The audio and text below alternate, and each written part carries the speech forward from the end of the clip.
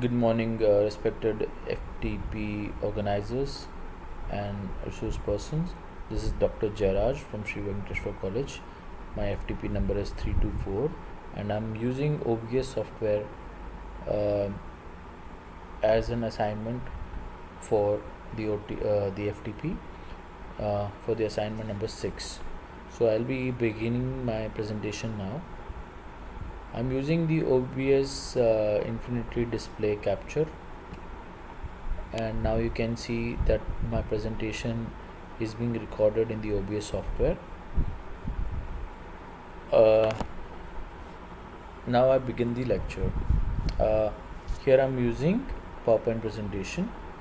So we'll be talking about stem cells. Stem cells are undifferentiated cells of multicellular organism which can give rise to more number of cells of the same type, or it can either form specialized or differentiated type of cells with unique properties.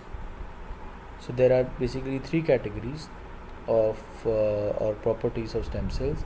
Some stem cells are unspecialized, some cells are self-renewable and can give rise to more number of cells. So in the first case, it can either replicate and divide and can form a similar cell, or it can differentiate under certain conditions to form one or many different types of cells. So this is achieved by something known as asymmetrical cell division, which is true for stem cells. Uh, in asymmetrical cell division, certain cytoplasmic factors or transcription factors become part of the cells which are undergoing differentiation, and these lead to formation of differentiated cells, and they are different from the stem cells. The classical example of stem cells are hematopoietic stem cells, wherein we see that the cells of the hematopoietic cells rising from the bone marrow can give rise to many cells like RBCs, WBCs, macrophages, and platelets. But such cells are known as multipotent cells. Other category of stem cells include unipotent, which give rise to only one type of cells, and totipotent, which give rise to all the different kind of cells, and pluripotent, which forms many type of cells. So we'll be seeing what are these and how do they play a role in the normal development. So in this pictorial diagram, we can see stem cell can give rise to identical stem cells. They can undergo differentiation because of certain cytoplasmic factors to form specialized cells. To begin with, I'll be talking about adult stem cells. So they are present among differentiated cells in tissues and organs, and they play a role in maintenance and repair of the tissue. So we'll be taking some of the examples as in skeletal muscles. In skeletal muscles, they are known as satellite cells, which when get damaged can give rise to more stem cells and bring about the bulk in the bulking of the muscles. In skin, there are stem cells in the skin bulge, which can give rise to new skin layer and new hair follicles. Similarly, there are other such examples.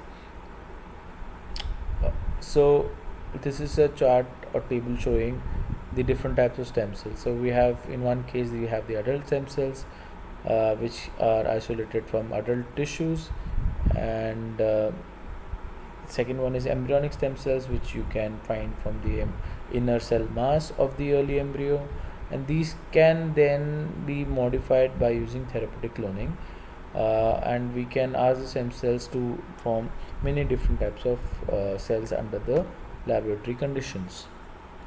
So coming about the technical terms, a pluripotent stem cells can give rise to many but not all the types of stem cells. So they can form many. So for example, yeah, stem cell originating from the bone marrow, the hematopoietic stem cells can form the various types of cells as described earlier, from eosinophils to neutrophils to red blood cells and macrophages. So these come under the category of pluripotent stem cells. But a totipotent stem cell can give rise to all the form of the cells of the body. For example, if you split the zygote or a two-celled embryo at two cell stage, they can give rise to individual organism, meaning they are capable of forming the entire cells of the body. But the once the growth and development takes place, the totipotency is lost in animals. Totipotency is there in plants, as we know, and some of the pluripotency remains in only in the certain types of cells. So continuing with the vocabulary, as I already told you about stem cells and pluripotent cells and multipotent cells, and now we see certain examples of multipotent cells. In this case, the intestine divides and it intestinal crypts. The stem cells which they reside in is known as the niches, and in the niches the stem cells divide and they can replace the worn out cells, and they can replace the cells of the epithelium. So in this way, these stem cells occupy a special area which are known as the niche, and the niche for intestinal stem cells is the crypt.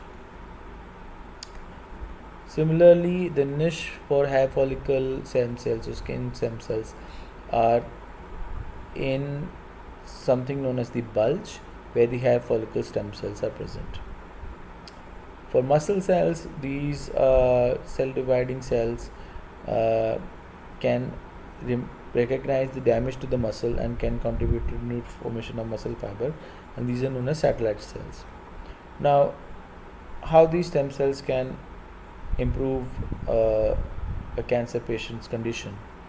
For example, we know that in a high dose of chemotherapy to remove a tumor, it also decreases the hematopoietic stem cells or kills them. So we don't want to have that situation. So in this case, hematopoietic stem cells are taken out from the patient, kept them separate, and once the chemotherapy is done, they are replaced back to the patient, and these stem cells can give rise to new blood cells and other hematopoietic stem cells. Now we know that using embryonic stem cells which are capable of pluripotent development, we can modify them and make them pluripotent under certain lab conditions, in which if we put certain transcription factors, we can ask the cells to undergo certain fate of development and form the related tissues which can be transplanted back to the patients.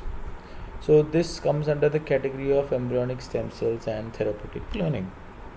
So in this case, the blastocyst, from the blastocyst, the inner stem cell mass is taken out, and the stem cells are, as we know, that are able to form various different tissues or cells of various different tissues.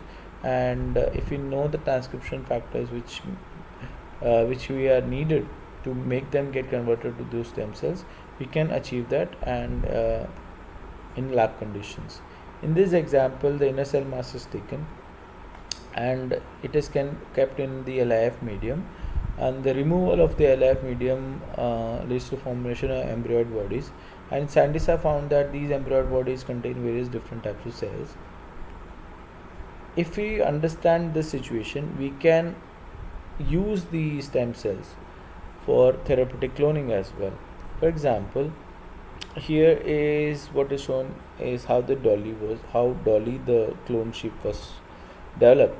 So they were developed by enucleating the udder cell and transplanting the nucleus of the udder cell into the egg, and the embryo was allowed to grow, and it led to formation of the clone. So if we can use the same situation and we can take up the embryonic stem cells from these embryonic blastula and culture them and transplant back to the patient, the patient will not have rejection, because the DNA or the nucleus is of its own. So in this way, embryonic stem cells can help us in start understanding stem cell function and use of stem cells in patient treatment. So this is a small description about the various types of stem cells and their current use, and this was recorded as a part of FTP by DDU. Thank you so much.